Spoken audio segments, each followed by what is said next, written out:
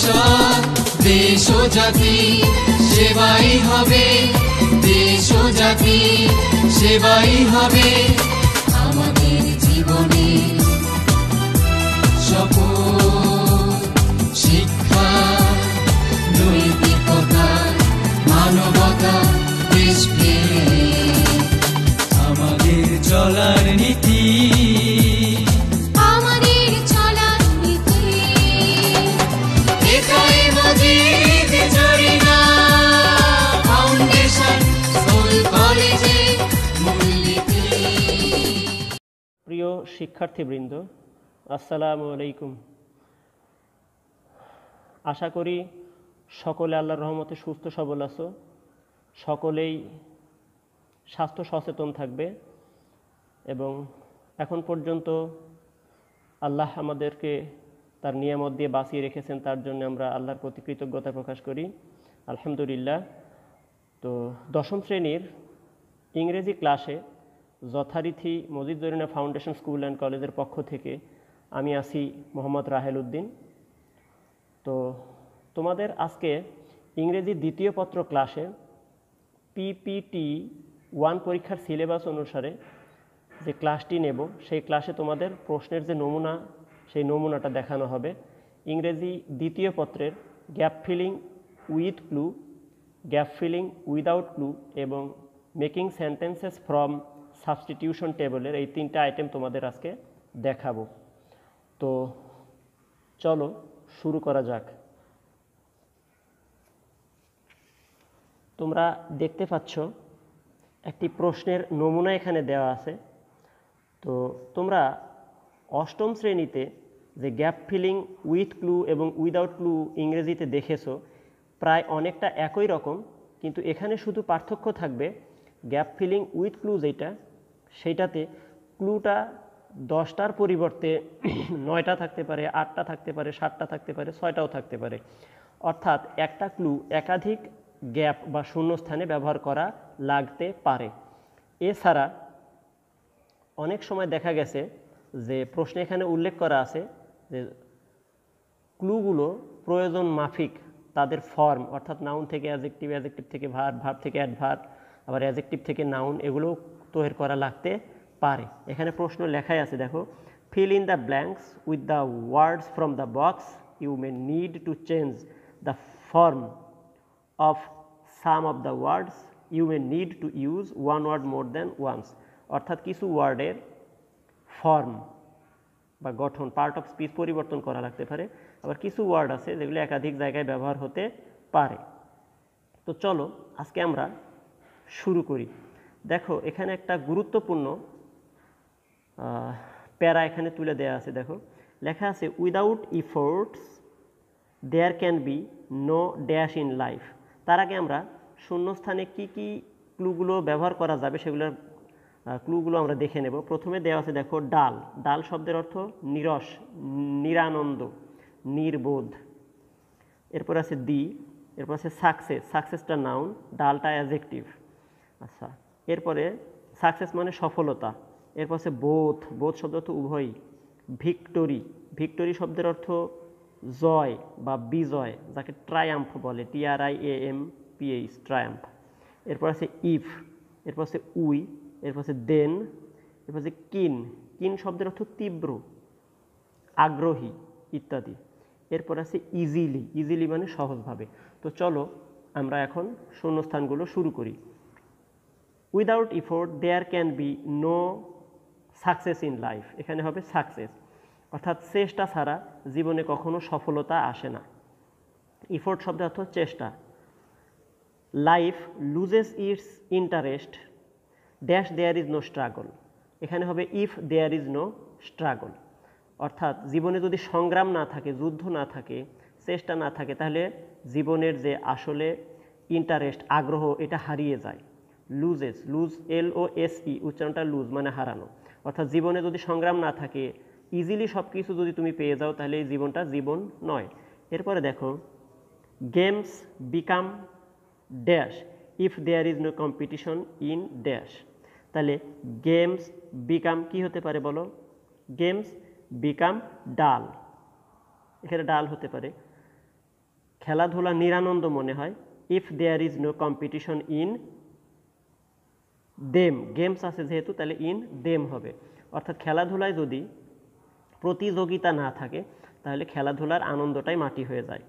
And if the result can be easily foreseen, দেখো উচ্চারণটা হবে result, if the result can be easily foreseen, যদি এই result বা ফলাফল যদি আগে থেকেই জানা হয়ে থাকে তাহলে ওই খেলায় আর কোনো আগ্রহ থাকে না।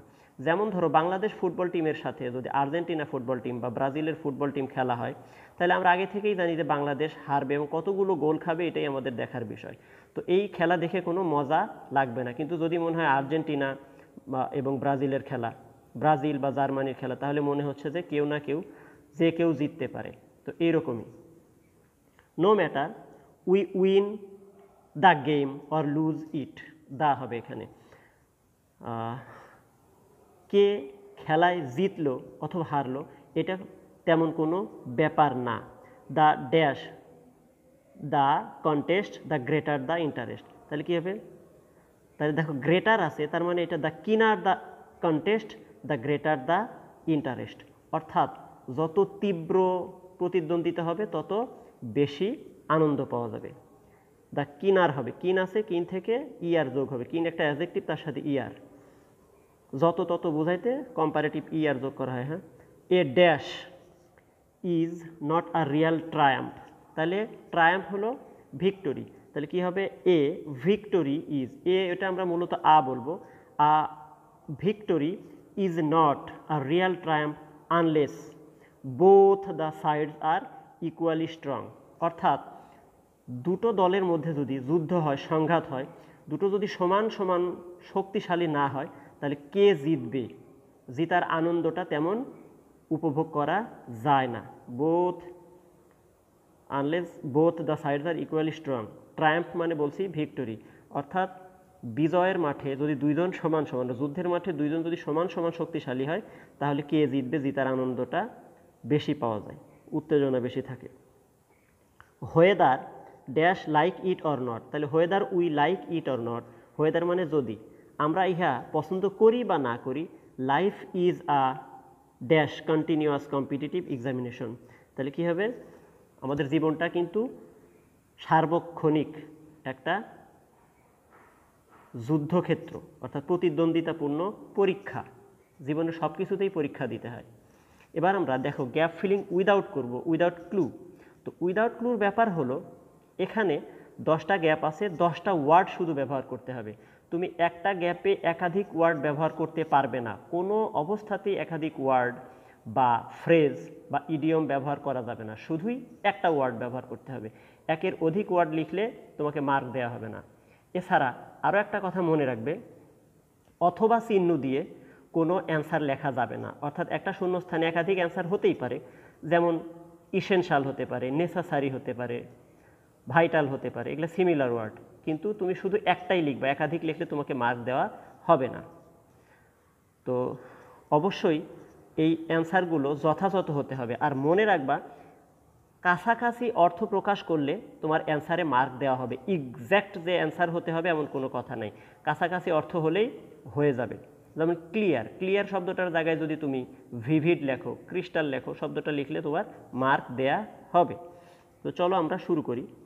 Education is one of the basic needs of a human being, basic human needs এখানে আমরা বলে থাকি, সেটাকে সংক্ষেপে লেখা পূর্ণরূপ লিখছে, education is one of the basic needs of a human being, one অফের পরে নাউনটা প্লুরাল হয় তাই নিডস হবে, NEEDS, needs of a human being, and is dash for every kind of development, তাহলে ইজ নেসাসারি হতে পারে, ইজ ভাইটাল হতে পারে, নেসাসারি NECESSARY, নেসাসারি for every kind of development.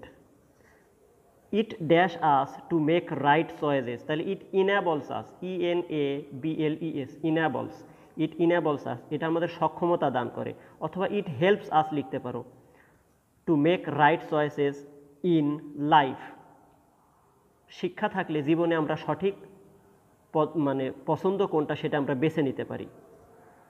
It enhances our ability to raise crops, store food, protect the environment and carry out our social responsibilities. Enhance শব্দের অর্থ বৃদ্ধি করা। এটা আমাদের সমাজে দেখো আমরা কি করতে পারি, খাদ্যশস্য উৎপাদন করতে পারি, তাহলে রেইজ ক্রপস, স্টোর ফুড, সেই খাদ্যগুলো আমরা গুদামজাত করে রাখতে পারি ভবিষ্যতের জন্য, এবং আমাদের পরিবেশকে রক্ষা করতে পারি, আমাদের সামাজিক দায়িত্বগুলো পালন করতে পারি। And carry out, CARRY, carry out মানে পালন করা। ইট provides us with an enlighten awareness about things, অর্থাৎ কোনো বিষয়ে আমাদের আলোকিত মতামত দিতে সহায়তা করে এই শিক্ষা। অর্থাৎ আমরা একটা জিনিস হঠাৎ করে সিদ্ধান্ত নিতে হিমশিম খেয়ে যাই, যদি শিক্ষা থাকে তাহলে ভালো সিদ্ধান্ত আমরা নিতে পারি। তাহলে ড্যাশ এডুকেশন, বাট এখানে হবে but education has to B defined, কিন্তু শিক্ষাকে সংজ্ঞায়িত করতে হবে, অর্থাৎ শিক্ষা কি সেটা আমাদের আগে জানতে হবে। ইট ইজ নট, ইজ হবে এখানে, it is not merely, MERELY, it is not merely getting degrees from schools, colleges and universities, অর্থাৎ এটা শুধু বিদ্যালয়, মহাবিদ্যালয় বা বিশ্ববিদ্যালয় থেকে মানে ডিগ্রি লাভের নাম নয়, অর্থাৎ শিক্ষা শুধু ডিগ্রি অর্জনের নাম নয়। It is something more lasting, more humane, এটা আরও বেশি কিছু যা অনেক দিন স্থায়ী হয় এবং এটা মানবিক হয়। হিউমেইন এটা অ্যাডজেক্টিভ, হিউম্যানটা নাউন, তার সাথে ই লাগাইলে সেটা অ্যাডজেক্টিভ, অর্থাৎ শিক্ষা লাভ করলে একজন মানুষ মানবিক হয়ে ওঠে। এরপরে আমরা দেখো making sentences from substitution table, অর্থাৎ বিকল্প কিছু অ্যান্সার থাকে, দেখো কার সাথে কোনটা মিলবে এটা মিলিয়ে অ্যান্সার করার নাম হলো making sentences from substitution table. Substitution হলো বিকল্প। দেখো এখানে 5টা, ওখানে 5টা, ওখানে 3টা কলামে 15টা আছে, তবে প্রথম কলাম যেটা মানে কলাম অফ সাবজেক্টস, এটা কিন্তু 5টাও থাকতে পারে, 4টা থাকতে পারে, 3টাও থাকতে পারে। যদি 4টা থাকে তার মানে বুঝবা একটা ফ্রেজ বা একটা সাবজেক্ট একাধিক জায়গায় ব্যবহৃত হবে। তো দেখো আমরা এখানে দেখতে পাচ্ছি এটা ড্রাগ অ্যাডিকশন নিয়ে। তাহলে ড্রাগ অ্যাডিকশন কী জিনিস এটা আমরা জানি। তাহলে ড্রাগ এডিকশন এটা singular number, addiction abstract noun, তাই সিঙ্গুলার হবে, ইজ হবে। তাহলে ড্রাগ এডিকশন আমরা ইজ যদি না দিয়ে তাহলে মিন্স লিখি, ড্রাগ এডিকশন মিন্স কি হবে, strong attraction for any harmful thing, অর্থাৎ 1-এর সাথে 5, তার সাথে আবার হবে 3, 1, 5, 3। তোমরা পূর্ণাঙ্গ সেন্টেন্স লিখবে, এটার অ্যান্সার লিখবে answer to the question number 3, 3-এর পরে এতে হবে drug addiction means a strong attraction for harmful thing, অর্থাৎ ক্ষতিকর জিনিসের প্রতি তীব্র আকর্ষণের নাম হলো মাদকাসক্তি। তাহলে দেখো দ্য ড্রাগস প্লুরাল আছে, তাহলে আর হতে পারে, হ্যাভ হতে পারে, প্লুরাল নাম্বার, তাহলে হবে দ্য ড্রাগস কি হবে, have grasped the young generation of our country, have grasped, grasp শব্দ অর্থ গিলে খাওয়া, অর্থাৎ করাল গ্রাসে নিয়ে নেওয়া, গ্রাসের মধ্যে ফেলা, অর্থাৎ এই মাদকাসক্তি বা মাদকগুলো আমাদের যুবক প্রজন্মকে ধ্বংসের মুখে মানে একটু করাল গ্রাসে ঠেলে দিয়েছে। পরেরটা দেখো the young boys and girls, plural number এটাও, তাহলে হবে are, young boys and girls are taking heroin, opium etcetera. তাহলে আমাদের যুবক ছেলে মেয়ে উভয়ই কী করছে, হিরোইন, আফিম এগুলো গ্রহণ করছে। ওপিয়াম মিন্স আফিম, এটা একটা তীব্র মাদক দ্রব্য। The frequent taking of this drugs, এটা দেখো সিঙ্গুলার নাম্বার, ফ্রিকুয়েন্ট টেকিং এটা সিঙ্গুলার নাম্বার, তাহলে কি হবে ইজ, তাহলে কি হবে sorry the frequent taking of this drug leads হবে, leads a man to death, বারবার যদি একটি মাদক মানুষ নিতে থাকে তাহলে সে আস্তে আস্তে মৃত্যুর দিকে ধাবিত হয়। পরে আমরা তাহলে কি হবে, এই ড্রাগ অ্যাডিকশন লিখতে পারো is not only a national but also a global problem. Drug addiction বা মাদকাসক্তি শুধু আমাদের জাতীয় না, এটা আন্তর্জাতিকভাবেও একটা বড় সমস্যা।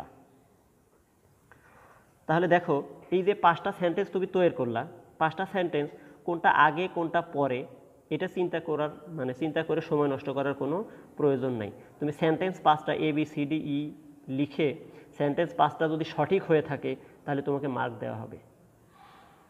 তো সকলে পরীক্ষার জন্য প্রস্তুতি নেবে, বাসায় থাকবে, নিজের স্বাস্থ্যের যত্ন নাও, পরিবারের সবার সাথে মিশে থাকো, সবাইকে স্বাস্থ্য সচেতন করো। তুমি একজন শিক্ষার্থী, তুমি একজন শিক্ষিত মানুষ, তুমি সবাইকে সচেতন করবে, এই প্রত্যাশা রেখে আজকের মতো ক্লাস শেষ করছি। আল্লাহ হাফেজ।